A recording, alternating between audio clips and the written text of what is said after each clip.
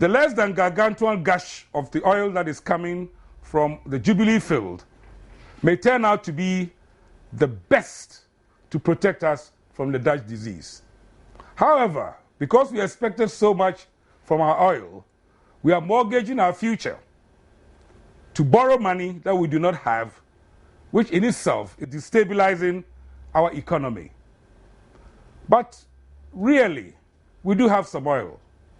How much do we have? How much money will it bring us? What can we do to make sure that Ghanaians living today and Ghanaians yet to be born can benefit from the oil wealth?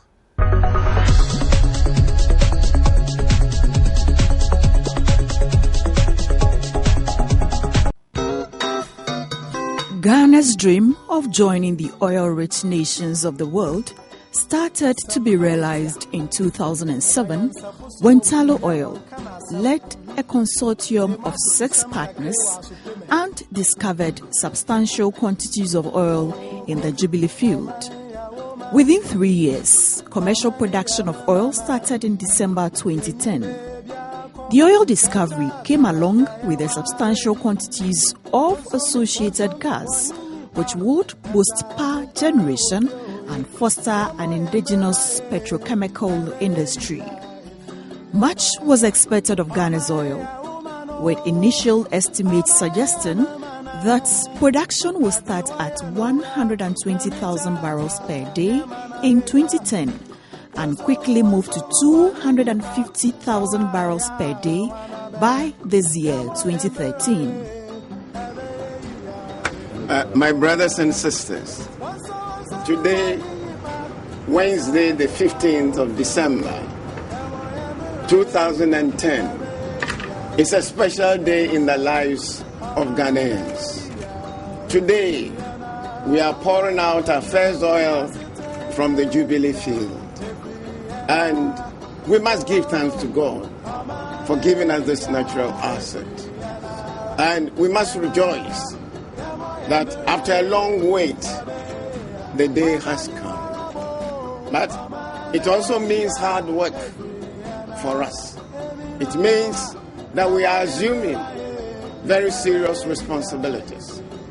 And especially for those of us in leadership positions, we must ensure that the oil is a blessing and not a curse. I would like on your behalf to congratulate the Jubilee partners for the great work that they've done so far. In a matter of 40 months, they've been able to produce it. We assure them of our fullest cooperation. And may the good Lord continue to bless you and to bless all. Thank you.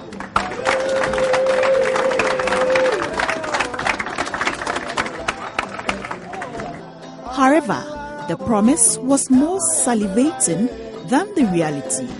And as we approach the end of 2013, actual production, averaging about 105,000 barrels, has not even reached the 120,000 barrels per day mark projected for the start. Notwithstanding the dampening of the early optimism nearing Saudi Arabian proportions, Ghana has started to earn substantial revenues from its oil, which has led to substantial increments in both gross domestic product and the aggregate growth rates of the country's economy. In 2011, the first full year of commercial oil production, Ghana earned a total of 690 million Ghana cedis from the operations of the oil industry. This year, the revenue is set to grow to more than 1.58 billion Ghana cedis. However, the overall impact of oil revenue on the economy has fallen off markedly from the early promise of 2011, when our economy grew at an unprecedented rate of 15% from the 2010 level of 8%. Alas, by the close of last year, 2012, this impressive rate has slumped to 7.9% and is expected to go even lower to 7.4% for this year. The less than hoped for accelerated impact of Ghana's oil on our economic fortunes is coinciding with a growing public anxiety and worry about the prudent use and management of the country's oil revenues. In its maiden report, the Public Interest and Accountability Committee on the Management of Petroleum Revenue, PIAC, revealed that the Ghana National Petroleum Corporation, GNPC, received 47% of revenue generated from the Jubilee field in 2011. An amount of 315,390 Ghana cedis was transferred to the GNPC, while only 250,432 Ghana cedis went into budget spending. At the time of the report, the Ghana National Petroleum Corporation had not yet published an audited report on the use of the funds. The PIAC recommended that in the interest of public accountability and transparency, GNPC must publish an interim report on the utilization of the funds it received as part of the appropriation of petroleum revenues in 2011, pending the release of its annual report and audited financial statement. The report also established that there was a deviation from the requirements of Act 815, Section 23(1)B of Ghana's law, which spells out how the oil revenue should be distributed into the Ghana Petroleum Funds, which is made up of the Stabilization Fund and Heritage Fund. The amount allocated to the annual budget, Stabilization Fund and Heritage Fund were less than the respective set targets of 395,980,070 pesos, 111,915,435, and 613,195,095 pesos. PIAC found out that the Ministry of Finance and Economic Planning is yet to sign the operational management agreement with the Bank of Ghana for the proper management of Ghana petroleum funds. The PIAC recommended that Parliament as an institution must demand explanation from the institutions charged with responsibilities under Act 815, the reasons for their non-compliance with provisions of the Act, while developing a sanction regime for violations of reporting requirements in any future amendment of the Act.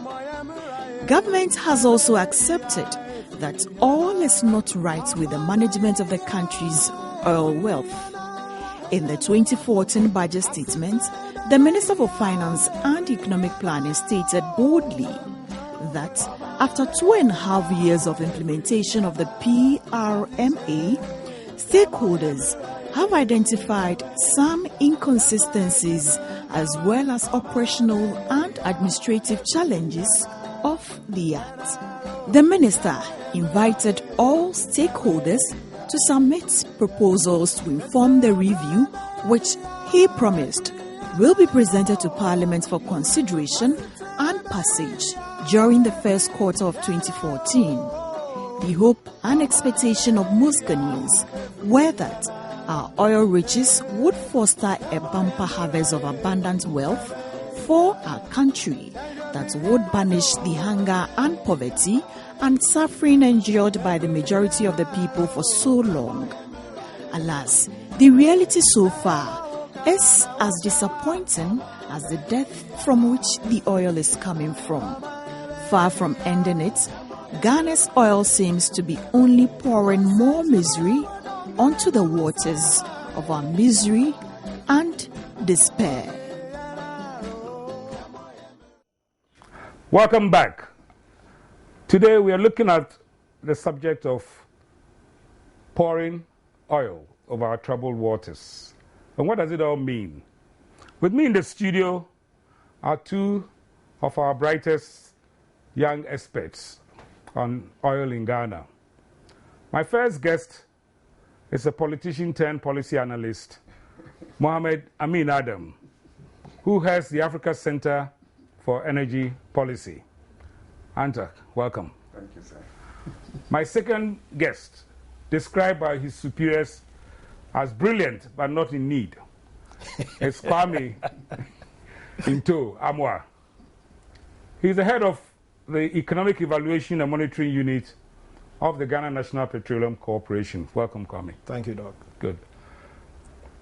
We will try, for the purposes of informing our watchers and guests, to structure this our discussion around three main themes.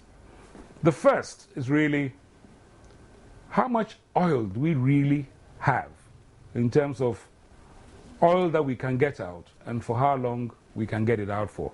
Because I think that will inform us to know all these expectations about wealth and put a number to it. The second thing, which I think is also important, is our oil is being found with some gas. What should be the best use of this resource?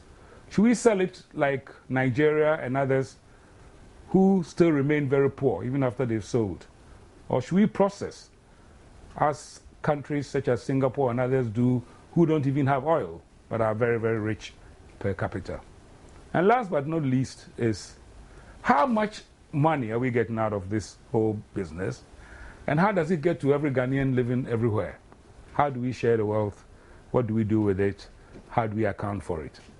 So let's go straight to the first of our three. And I'll start off with you, Kwame, because you work with GMPC, and I'm sure that Anta can chip in. But, you know, we started off thinking that when we found oil in 2007, we said, okay, by the time first production comes, we'll be operating at 120,000 barrels a day. This year, the target was that we should have hit 250,000 barrels a day. My research, and it stands to be corrected, suggests that we are averaging probably under 100,000 barrels a day. So let's knock this on the head. Let's start with you. What were the expectations between you and your partners? Okay. What are we doing, and why haven't we reached where we should be reaching? And you come in at the same time. Okay. Well, in 2007, when oil was found,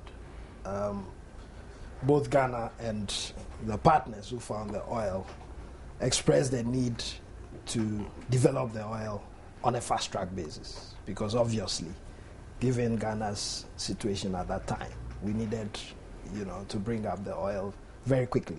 So typically, you'd spend about 2 years, 3 years developing a field, but we had to fast-track it so that we get oil quickly. So essentially, the program was a phased approach. We used a phased approach so that we can get the oil out early.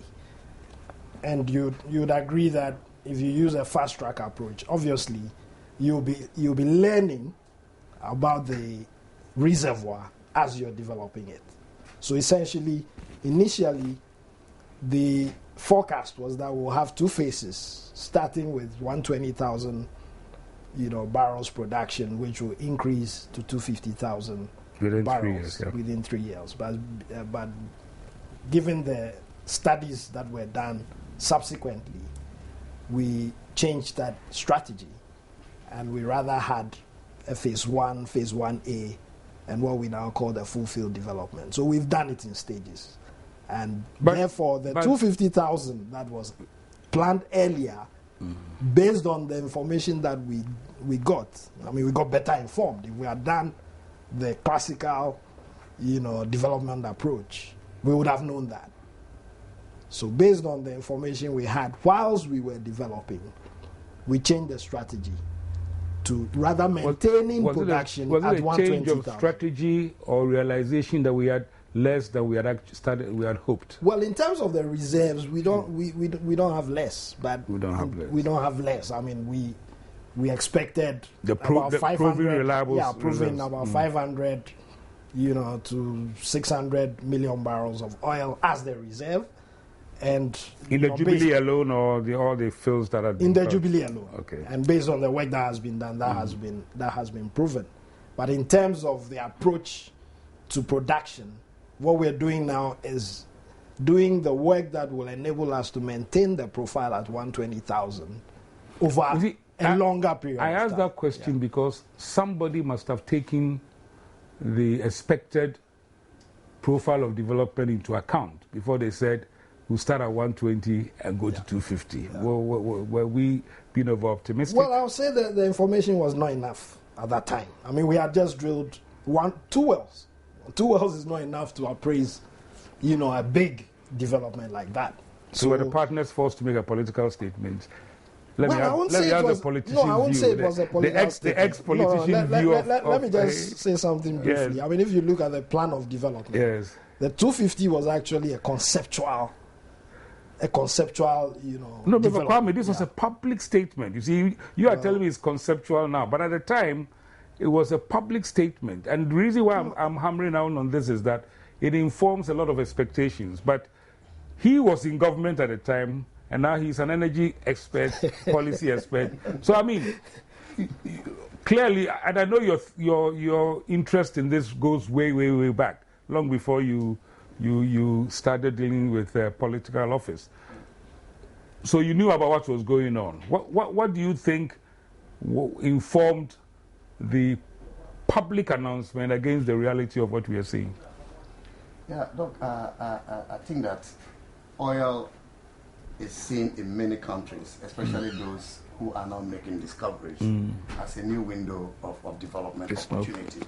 And therefore, happy when they have made discoveries. I remember ex-President Kufuor, when he was shown a bottle of crude oil from the Jubilee field, he said, with oil as a shot in our arm, we are about to fly.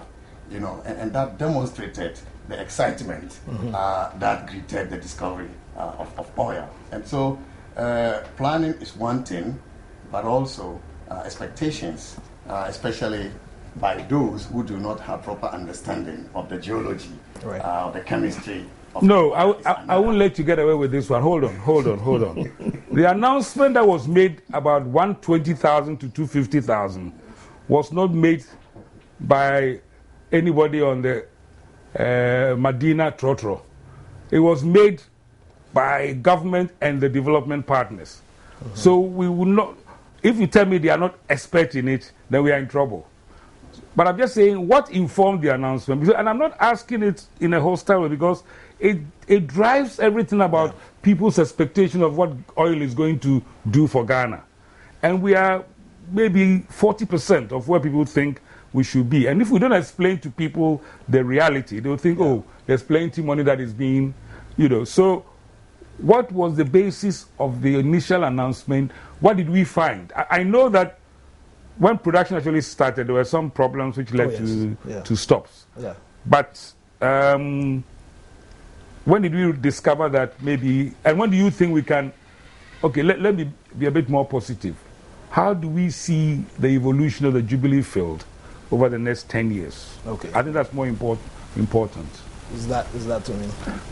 Both of you, because he's studying the subject a lot, and I have seen a lot of numbers he's producing. Yeah, as I said, Jubilee is the main, the main strategy is to maintain production at 120,000. Okay. So what you're trying to do is to rather extend. When will we get to 120,000? Because we are not there now. I must say we are technically there already.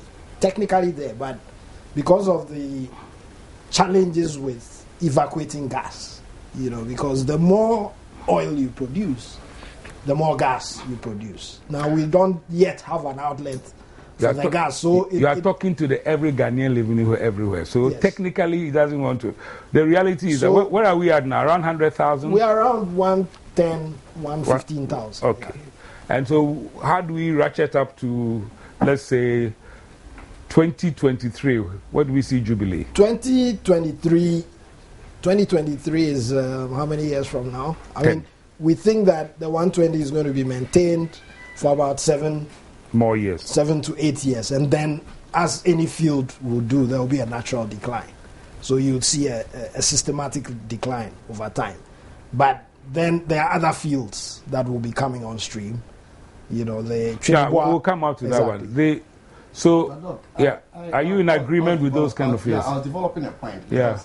The figures you have when you start exploration in terms of your expectations sometimes do not turn out to be the true figures when you have made discovery. I agree with you. And when you have made discovery, your plan may also not work because the geology, you begin to understand the geology, the reserves, as you said earlier. Yeah. And even if you look at the original plan, the development plan, we're supposed to have started the development of the gas infrastructure alongside the infrastructure for the production of oil. And so eventually when that didn't happen, it definitely will also have effect on the geology. You see, so the figures will have to be changing. What I try to do with this program is simply the gulf between what is announced and what the reality is and how we explain it. You see, because out there, let me tell you what this whole thing is about. Out there, through sheer discovery and the fact that we've talked the subject up, people think that maybe we can all sit at home and they'll give us oil checks every month. So what I want us to do now is essentially to say, look, things have changed. For example, we're supposed to have, had a lot of associated gas. Yes. And our countries, if you realize, from where I am sitting, we've invited a lot of people to make investments in power generation plants in this country on the premise of there'll be gas coming. So, Captain, what is about the gas find in relation to the oil and how that's situated? Because there's some people believe that the gas is supposed to be for us for free or something. But just explain these things to the ordinary Ghanaians so they understand what's going on. From your center study of what is going on, tell us how you see things in the next 10 years in terms of reserves, oil, gas, etc. Yeah, I think that in terms of reserves, we have been told by GMPC and the Jubilee partners that the reserves in the Jubilee are filled up to about 1.8 billion recoverable reserves, but proven reserves is about 600 to 800 million reserves, and these are to be produced in phases. But beyond Jubilee, I do not see the promise being brighter, because of the total 23 discoveries that have been announced, not all of them are productive. How many are productive? I think about 8 to 9. Well, the Trinidad would add another 200 in the next 10 years. In the next 10 years. How many fields will come into production? In the next 10 years, we're expecting Trinidad to come into production. We're expecting Sankofa to come into production. Trinidad is where? Explain, you see, this is not a meeting at GMPC. Okay. This is a meeting on Ghana television and everybody. Trinidad is, a few kilometers west of the Jubilee field. And who owns that? No, a few kilometers east of Jubilee, rather. Who owns that one? The deep water tunnel. Who is developing that one? Talo is the operator. Talo is still the operator. In that area. And then the third one? The third one is the Sankofa Jinyami, which was discovered by ENI, Vitol, and GMPC. Okay. That's also east. ENI, for those who don't know about ENI built the original Ajip refinery, which is now called TOR. Is the Italian National Energy Corporation. And then, so these three will be... These are the three that are likely to come on in the next 10 years. So when they are all running, 10 years from now, how many barrels of oil per day? When they are all running, we're expecting about 250,000. So the 250,000 will be coming in 10 years from now? Well, it will grow systematically. No. So in 2017, for example, we're expecting another 80,000 from Trinidad. So that will make it to 200,000. That will bring it to 200,000. And by 2023, 40,000 from we think Sankofa. We think in decade times. In decades, we have to look at the work that we're doing. Hess has made 7 discoveries. A combination of oil, gas, and condensate. Those reserves are not very close together. They're far apart. So you need some innovative... I know we need... there's a big gulf between what you discover and what you produce. Exactly, but I'm trying to situate this conversation and trying to bring Ghanaians into a certain reality of what are we talking about in terms of the country's oil wealth? Yeah, And, I mean, I see. So if I get an idea, say 250,000, average of $110 a barrel, so much gas. Yeah, based on the work that we're doing with our partners, I see us getting to 500,000 by 2023. 2023. Per day? Per day, yes. Anta gas? Which is doubling the 250,000 that... No, the point I was trying to make was that not all the discoveries are productive. I mean, they are not proven to be commercially viable if you want to produce on their own. And so standalone development may not bring additional... No, that's what I'm not... I don't think we are interested. We don't think everything is going to happen. Yes. Yeah. But I think what we need to do is to nail down the reality. Yeah. Let's talk about gas, for example. Yeah. You know, there's supposed to be associated gas, and some of the fields are turning out to be purely more associated gas than oil. So what is the policy on that? You are the policy man. Tell me, what the policy on gas? Is it for free? Is it because I'm hearing that some of the problems in negotiations are to do with wet hell tariffs for those which are essentially gas wells? No, if you look at PNDC Law 84 and even 64, the indication you get is that gas that is produced in association with crude oil is the property of the corporation, the GNPC. Even if it is not in association with crude oil, it is the property of GNPC.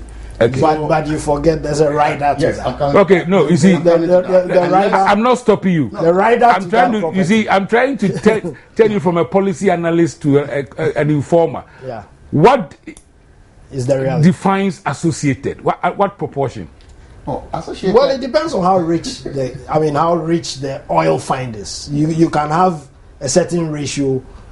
You know, in it's terms the ratio of I'm trying to draw out of you experts. Well, I mean, for the 120,000 barrels a day, we're expecting about 140 million standard cubic feet a day of gas equivalent. So it's about 1 to 1.2. Let me turn the question the other way around.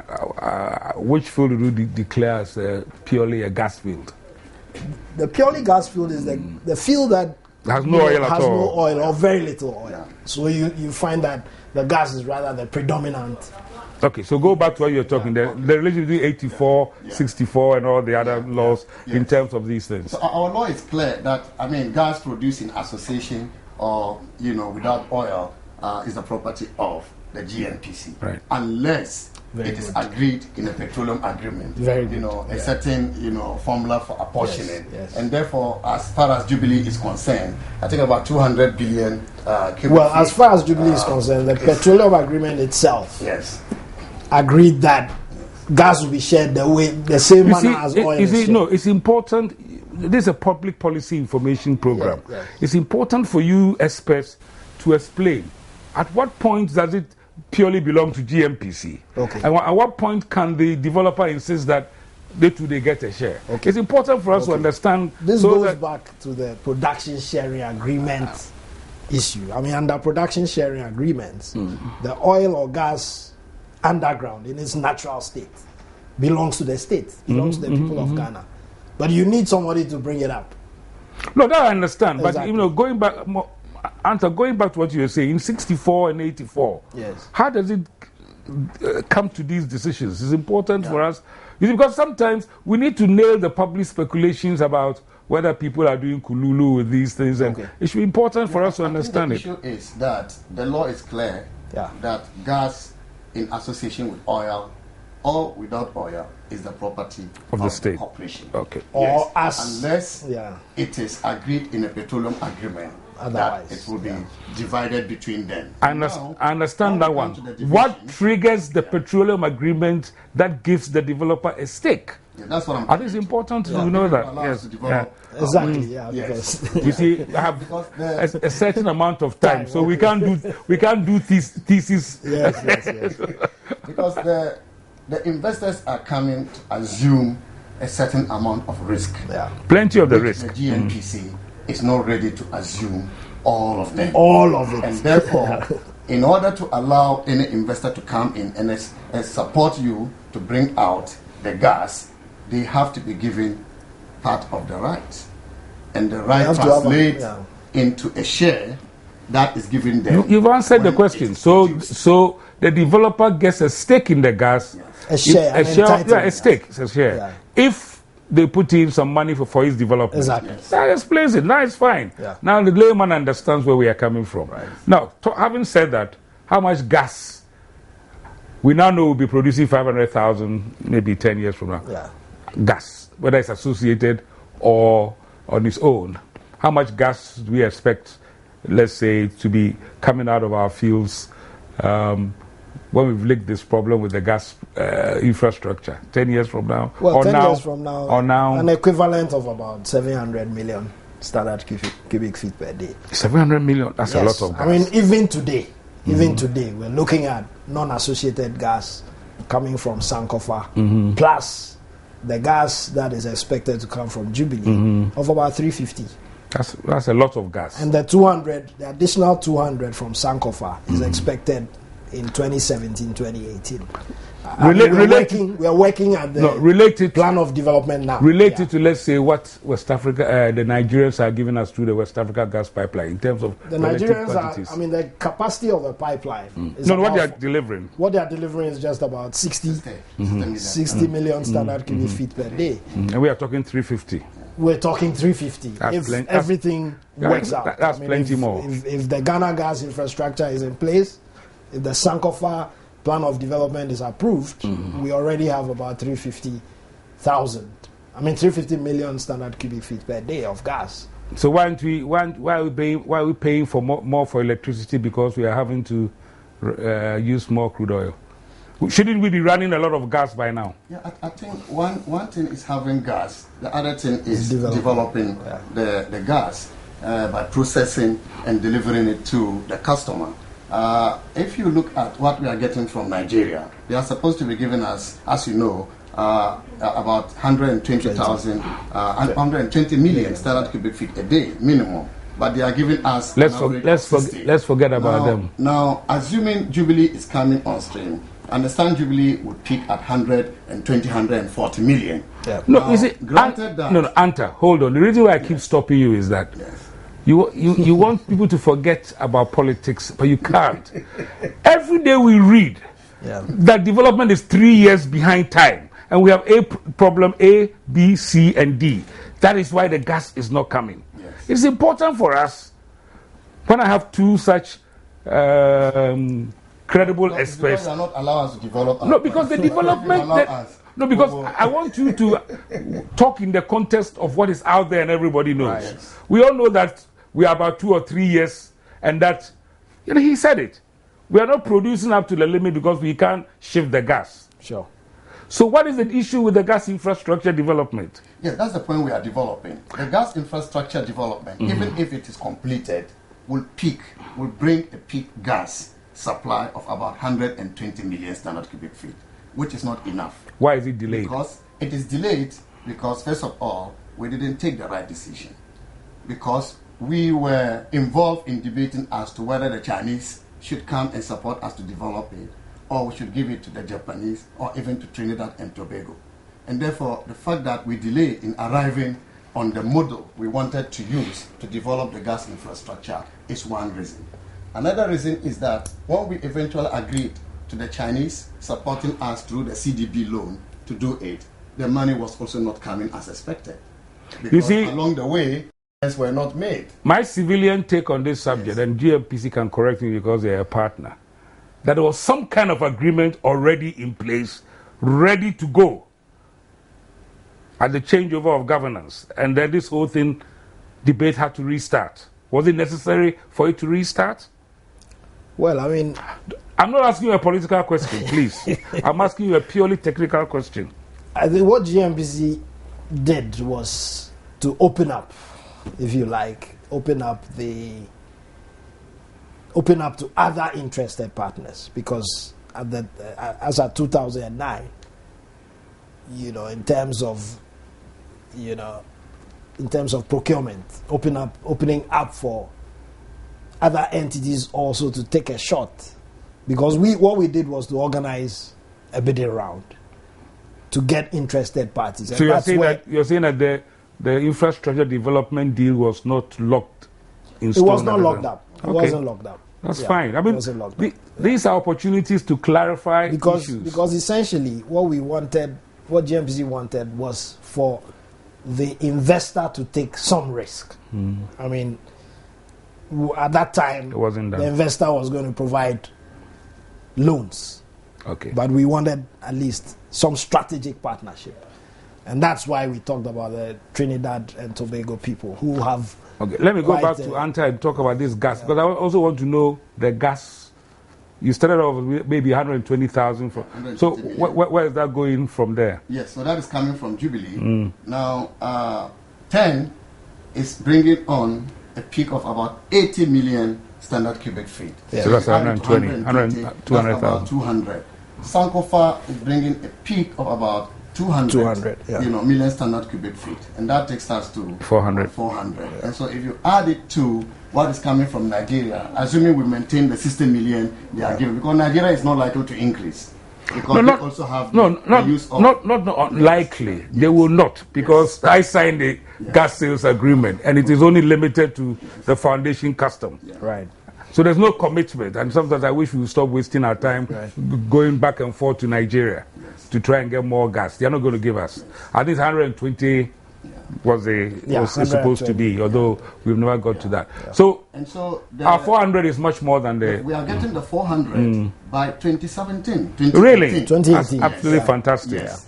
But by 2017, 2018, our demand for gas, for electricity alone, will reach 600 million. Now you are talking. Yeah, that's true. Now, yes, so you see, and that will be representing for the ordinary person how many megawatts? Yes. How many? Yeah, we are hoping to add about 1,700 megawatts. Okay. Yeah. So what we have, it's not even going to meet our electricity need. It will not. So the talk about fertilizer, we should forget about it. We cannot consider it for now, given the facts on the table. Yeah. Okay. Now that's moved a very... We even need to go beyond what we are getting to look for alternative sources of gas supply. All right. And this is why the issue of an LNG option is being explored by Ghana. I remember in the 2014, the minister made a categorical statement that Ghana is now looking towards the development of LNG facilities, because what we are going to get from available sources in country are not going to be enough, even for power generation. So I'll go back to Kwame in a second. I want us, you heard it here first. Anybody talking to you about fertilizer from our natural gas should go take a hoe and try and weed properly. So we don't have enough gas even with what we are expecting. And the basis of our development has to be more power. And so we still need a lot more. I will come to, if we have time, talk about the implications of that in a minute. But let me switch that same... There is a debate ongoing. I mean, I've been part of the debate. You know, granted that we are able to get the power requirement for our domestic consumption, because the government plan to reach 5,000 megawatt includes exports, of power. Well, exports, I have made my position clear on exports. Power is not cocoa, so it's not... So granted that we get what is required for domestic consumption, do we need to export, or we should put the rest of the gas potential, if we are able to develop it, into fertilizer and other... That's why... I want to join the debate wearing my other hat. The issue is very, very simple. There's a direct relationship between the per capita consumption of, of power and the level of your socio-economic development. In Ghana today, we are running around 29, watt hours or something per person. No, you see, it's a chicken and egg situation. What is enough? For me, 5,000 is woefully inadequate. If you're going to invite people to put in the kind of value-added industrial production, and there's an opportunity. The Chinese are getting richer. So wages are getting even more expensive in China. I want to see us in a situation where the raw materials are processed here and not sent to China. But anyway, I'm the interviewer. I'm not a policy analyst, so I'll shut up for now. Kwame, oil. We are behaving like everybody else. We take our share of the oil and we export it, and the money goes into the consolidated fund and is shared around. The history of the world has shown that the richest and most developed countries in the world are the ones who don't have oil but process oil. Yeah. And are the ones who have oil and just sell it like they sell cocoa, have finished that poorer. What is our strategy and policy on what we do with our oil? I know now we are just selling them, but do you have any perspectives? I mean, I will support you any day that, adding value to the, raw material, which is the crude oil, makes a lot of sense, in fact. And that's why gas has the potential of, changing our lives fundamentally. But we do need, GMPC is not government. GMPC will support any efforts GMPC implements government policy. Policy, but whether GMPC and from is the entity to put up a refinery, for example, is a question that needs to be answered. We believe in... You and I know, and he knows, even as a politician, that at GMPC, you have the expertise to push for certain things. Yeah. So in our strategy, what we are saying is that we've seen that infrastructure and, some of these other enablers, these are things that enable our own strategy to work. So we will support a situation in which GMPC can partner entities who are interested in putting up infrastructure that enables our primary mandates to be achieved. Because if we produce the oil and we can't find a place to send it, Ghana's refinery, for example, the argument now is that in terms of the economics, if you sell it versus if you process it here, are we going to get the best out of the oil? Not through toll. Exactly, but that's what we have. And what's your that's what we have. You can invite people to come and do it. And let me finish. In the petroleum agreement, we even have a domestic supply obligation where we can take a portion of the oil that goes to the partners and use it locally. Yeah, but the point is, if we can... My suggestion would be you can do exactly what they are doing in the power sector, which basically is to say to independent investors, yes, we have gas. Bring your money to develop power infrastructure and produce power. There's nothing to stop us saying to people who have got money to build refineries. Because right now, for environmental and other reasons, the Americans and the West don't want to build refineries there. They're starting, and it's not just that. And every country, and every country in this sub-region is being supplied by marketing companies who are selling products. Yeah, but the margins, even for refineries, that the refining business is not that attractive. So we would have to put in place certain incentives to encourage people to come and invest. Part of that incentive is to have a local entity that is also interested in jointly risking. A local entity means a registered company in Ghana. And what's your take on getting the value? I think the issue is the economics. Yeah. Because for countries that have benefited so much from their oil, there are those countries that have been able to integrate the oil sector with an oil sector. Otherwise, you are reduced to a rent collector.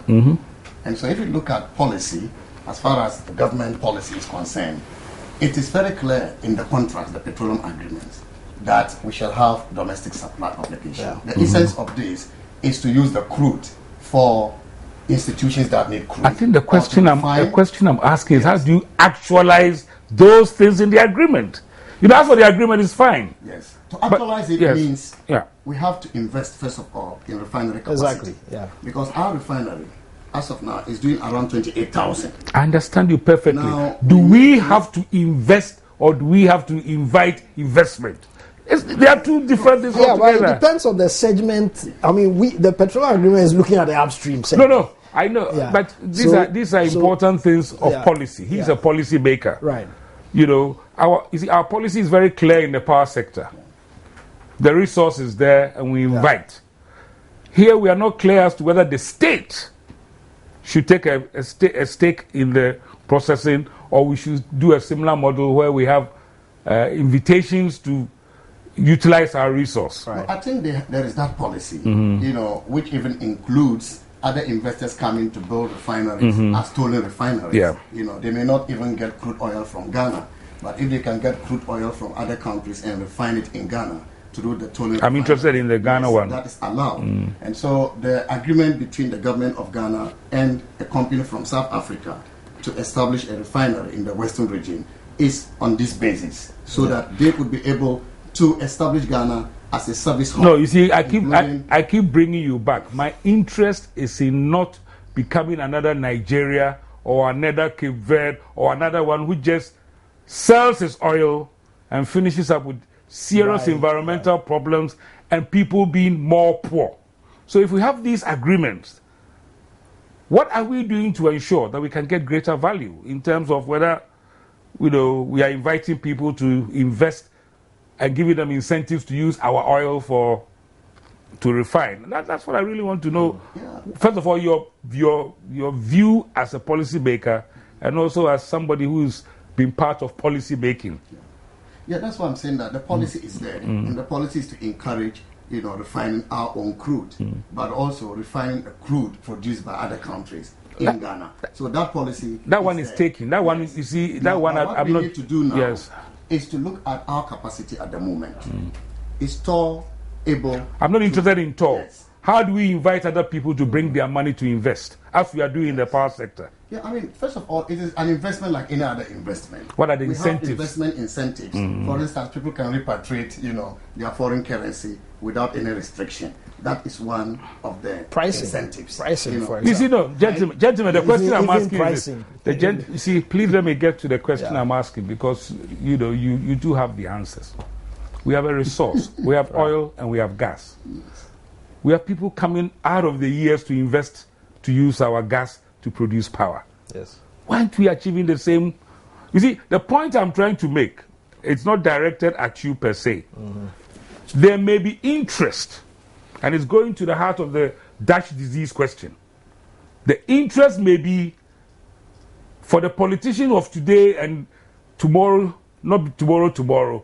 It's easier to get easy revenue from selling without thinking about the wider interest of Ghanaians today. Because for me, I don't see the issue as to why we can do it for power and we are not doing it. It's not a question of having an agreement. We have gone out of our way to promote the power side. Why aren't we doing it for the oil side? And I want you to give me a technical answer before I tackle the politicians. No, I will just bring it down to economics, as he said. I mean, the margins for refining are not that attractive. So if you layer on top of that the risks associated. So those refining things, are they losing? Well, they are in economies where the risks are the risks beyond the technical risk of refining and the pricing. Beyond that, the risks are not, you don't have additional risks. For example, the pricing environment for petroleum products in Ghana. That if we don't move more towards, a full cost recovery, fully deregulated market and all that, that can have an impact on a decision by somebody to put a refinery in here. But it's the same thing with electricity prices. But look, we have liberalized the petroleum sector, the industry, and therefore we can even bring in refined products from other sources.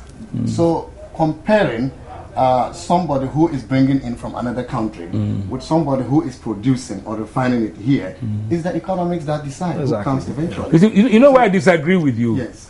The Singapores and the Koreas and all those people, they don't have oil. Yes. But they've become very rich simply by processing oil. Yes. You see, so what I'm saying is that the one who hasn't got a resource is making a lot of money. Yeah. In Africa, everybody who's got a resource simply prefers to sell it.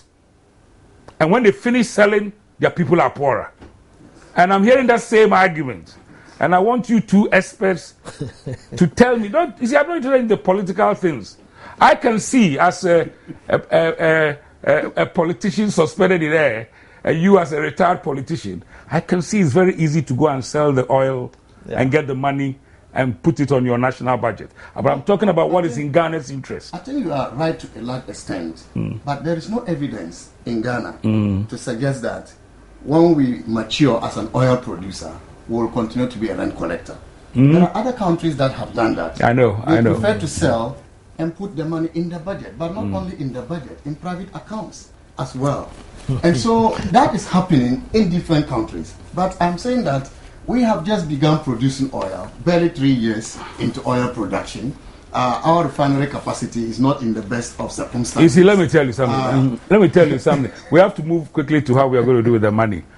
You know, in my language, they said, "Agrobesa ifriadopa." What I wanted to hear from you were the specific policies and actions being taken to make real what is written in the agreement. Yeah. But we'll leave that because we now need to talk for the last 10 minutes about what we are doing with the money. Okay. And whether we are using it properly. So I'll let you, Kwame, basically give a thing on how the money is shared. Okay. And I'll let him finish it off with whether we are doing with the money what we should be doing properly. Okay. So over the last 3 years or so, the GNPC and Ghana's share of the crude oil has been about 5 cargoes every year. How much has Ghana earned in oil? Well, Ghana has earned about I would say about 600. In 2011, we got $444 million. Yeah. In 2012, we got $541 million. By September this year, we got 700. Yeah, so it's an average of. Okay, so very quickly, one of you tell me how we share the money. Okay, how we share the money. People hear about things like stability fund and all those things. Can you just tell us? Well, how we share the money? Yes. There's a royalty element, and that royalty element goes to government. But then there's an element that is related to the interest that GNPC has, and that is shared. You know, is shared 60-40. But we 60 before, to GNPC. No, 60 to government, 40 to GNPC. Okay. But before that, we have to pay for the costs. So because we are an investor, I mean, we have a share. So we take out the costs first, and then we share 60-40. Okay, do tell me about these other things, the heritage and all those kind of things. When we get the money annually, the government gives to the GNPC a share that they will use for their equity financing. Okay. But an additional share for new investment. For capitalization. Ongoing investment capitalization, if you like. Now, what is left is called the benchmark revenue. And the benchmark revenue is divided between the budget, 70%, and the petroleum funds, 30%. Now, the 30% that goes to the petroleum funds are then subdivided between the stabilization fund, which is a fund set up to cushion the budget against the effect of volatility in crude oil prices. And then the other one is the heritage fund, which is supposed to be an endowment fund. For you and my children's children. For future generations. So this is how we... But the major worry we have is the proportion that goes to the budget. Okay. The proportion that goes to the budget is supposed to spend on infrastructure development projects. Okay. But we have not been happy about how that money has been spent. Share your happiness with us. Yes. First of all, the part that has been allocated to the Ghana Gas Company or for Ghana Gas Infrastructure is not in line with the law. When the law was passed, the Ghana Gas Company had not been established. I'm not even sure there was a plan to establish it. And so the law could not have anticipated the capitalization of Ghana Gas. And so the portion that was to go to GNPC, which had responsibility for both oil and gas, was supposed to capitalize their infrastructure for oil but also for gas. Okay. Now, when we set up Ghana Gas Company, they were supposed to have divided part of the money going to GNPC to capitalize Ghana Gas. What the government has done instead is to go to the money that should go to the budget to finance educational infrastructure, road infrastructure, agricultural modernization, and instead allocated part of that money to capitalize Ghana Gas, which we think is inconsistent with the law. We have repeated it for the next 3 years. $165 million for the 2014 fiscal year has been allocated for gas infrastructure, when this money should have gone to development infrastructure. We are not saying that capitalizing gas infrastructure is bad, but when it is inconsistent with the law, then there is a problem. Okay, there are two things. One might argue that we have lent that money to Ghana Gas and we should charge them interest when they start making money. No, when they start making money from the sale of the gas to the power generation companies. Yes. But I'm just saying that there are ways in which... Of course, Ghana Gas will generate revenue. Of course, it's going to sell our gas. For 2014, and revenues from gas is factored into the estimate for oil revenues. So there's no doubt about that. But I'm saying that when you have decided not to take part of GNPC's, money for Ghana Gas, even though GNPC had responsibility for gas. At the time the law was passed. No, it's okay. Then you are misapplying. I need to clarify that. Because, I mean, the money... But there's no need to clarify. The money that is given to GNPC is for specific projects. The minister... So for him to say that money that is supposed to go to Ghana Gas has been given to GNPC, I think it's a bit erroneous. Kwame, it's fundamentally what we've been giving is specifically... applied for gas infrastructure or oil infrastructure. Yeah, but this year on how to finance oil and gas infrastructure. Yeah, but this year, for example, the 40% has been reduced to 30%. Yes, okay. So it's not true to say that that money is going. No, it's reduced to 30% because government total revenues from oil also increased. And so 40% not necessarily so versus 30% of higher revenues. Well, but there are specific projects that we are devoting the money that government gives to us. Fantastic. Gentlemen. And as you said, the government could have allocated that money to you and Ghana Gas before determining the benchmark revenue. But once you have determined the benchmark revenue, not a single cedi from the benchmark revenue should go and find... Fantastic. Gentlemen, we've come to the substance really of the issue. We shall have a part 2 of this discussion because this is important. We have laid the groundwork now, essentially, to see the future of oil development and gas development. And I think what you are beginning to raise, I think, is so important and fundamental. Issues of where the money should go, how we should be apportioned. The Minister of Finance, in his budget this year, has acknowledged that there needs to be changes in the way all of these things are done. And I think we should have part 2 of our discussion. No, this is just the beginning.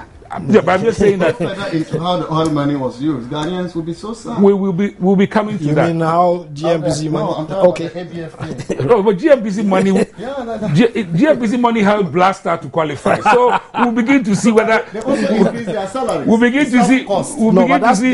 to see whether capacity building includes Black Stars. That analysis we didn't accept. Ladies and gentlemen, as you can see, we are not finished. But we have a very good idea of how much oil and how much gas this country is going to enjoy in the next decade.